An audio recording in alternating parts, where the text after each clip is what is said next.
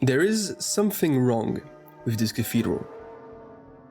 You see, medieval churches are built on a Latin cross plan. The choir is the top of the cross, the transept is the horizontal bar, and the nave is the base of the cross. And the word nave comes from Latin navis. It means ship. The church is a ship carrying the faithful toward God. But the Cathedral Saint-Pierre de Beauvais has no nave. Now why is that? How is it still unfinished more than 800 years after construction began? Behind this cathedral lies an extraordinary story. The story of a building that tried to be the tallest in the world twice and collapsed twice. Our story begins in the 12th century. In 1144, the King of France gathers the most powerful men in the kingdom.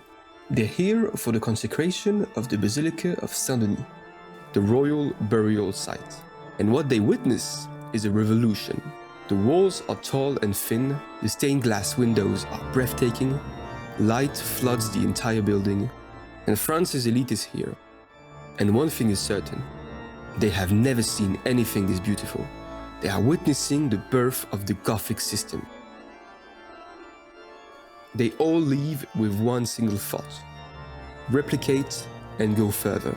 So the race begins. It is the madness of heights. Cathedral rising higher and higher, and the tallest is Saint-Pierre de Beauvais, reaching 48.5 meters. Just imagine the shock of the French peasant witnessing for the first time the tallest vault ever built. But what happened exactly at Saint-Denis that triggered this cathedral boom? To understand it, we need to go back in time. The dominant style of the early Middle Ages is Romanesque architecture, heir to Rome, hence the name. These buildings are massive, and that's a problem. Building tall is possible, but the round arch, the signature feature of Romanesque architecture, creates enormous lateral pressure. The taller you go, the thicker the walls need to be. And you need to add buttresses, large stone pillars built against the outside walls to support the weight. The tallest Romanesque cathedral is the Cathedral of Speyer in Germany. It stands at 33 meters, but its walls are 2.5 meters thick, which create this massive building. And above all, almost no light inside. And that's the real problem, the lack of light. I'll explain why in a moment, but first, how did medieval craftsmen go from that to this? It didn't happen overnight. It was a long process of observation and experimentation. First, we have the pointed arch. This simple change redirects the weight downward rather than outward, so you can go taller without thickening the walls. Then, the ribbed vault. In the ceiling, the weight traveled down along stone ribs directly into pillars, lightening the walls. And finally, the flying buttress, an external skeleton, an evolution of the buttress like a crutch on the outside of the building. Each innovation appears isolated, and that's where Saint-Denis shocked Europe. In 1144, its choir combines all three techniques for the first time ever. Gothic architecture was born. But where does the word Gothic actually come from? It's a slur, coined by Renaissance architects who compared the style of their predecessors to the Goths, barbarians. In the 12th century, it was called Opus Francigenum, which means the French style, because it was born in the Île-de-France. With the Gothic, it's as if the cathedral were given an exoskeleton. The walls carry nothing anymore. They become a kind of skin that you can now pierce to add stained glass and let light through. And that brings us back to light. Why does it matter so much?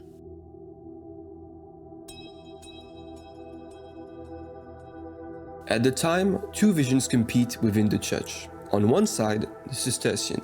For them, decoration is a distraction from God. Bare walls, no ornament, absolute austerity. On the other, Abbot Suger. For him, beauty and light lift the soul toward God. This is the Lux Nova. And it's this vision that triumphed in 1144. In the choir of Saint-Denis, light is the presence of God, and the elite of the Kingdom of France is there, fascinated. Among them, a very specific group, the ecclesiastical elite, bishops, abbots, and at this time, they are extraordinarily powerful. To understand just how powerful, I need to tell you a crucial chapter of European history. In 1076, Pope Gregory VII strikes hard.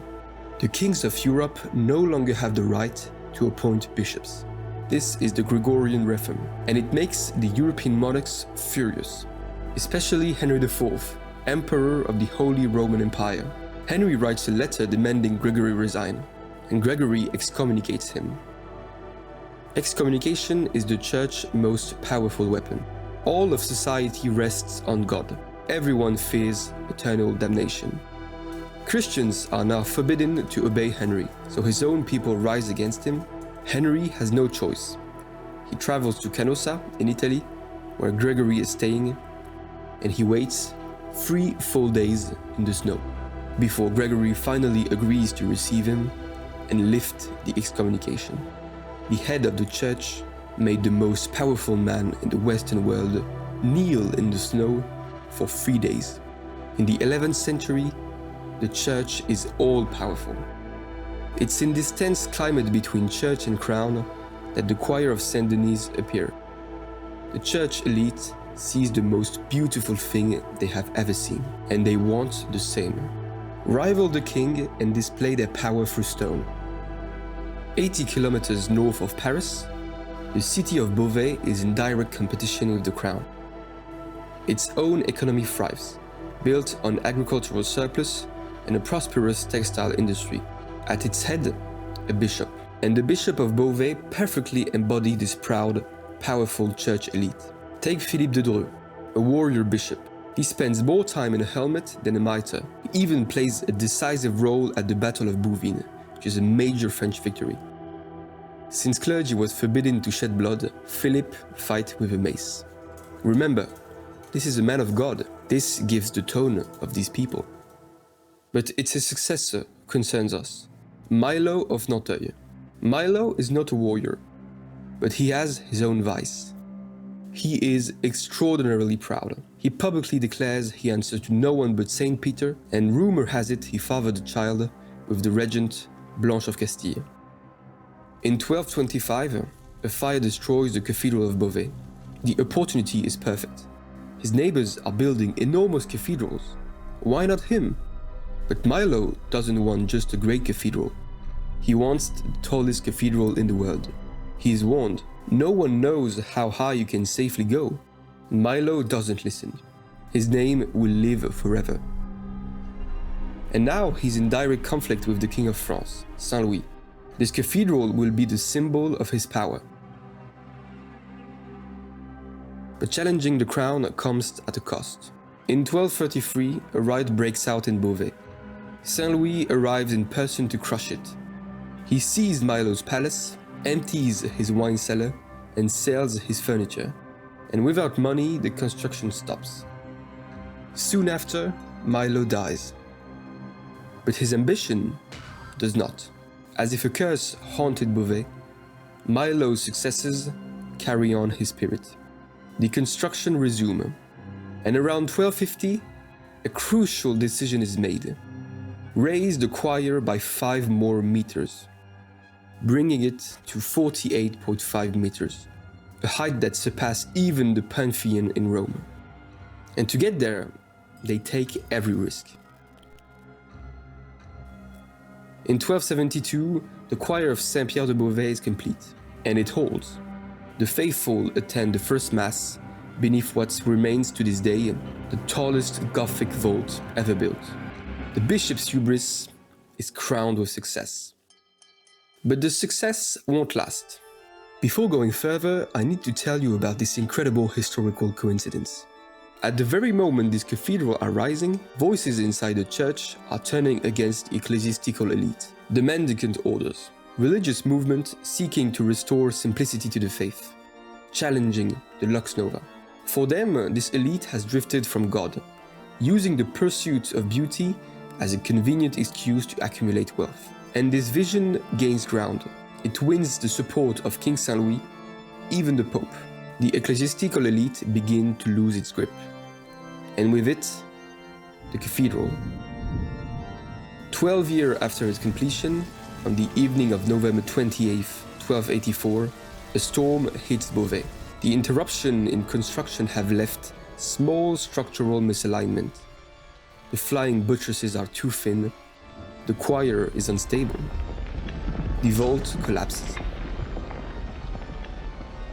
Miraculously, no one is hurt.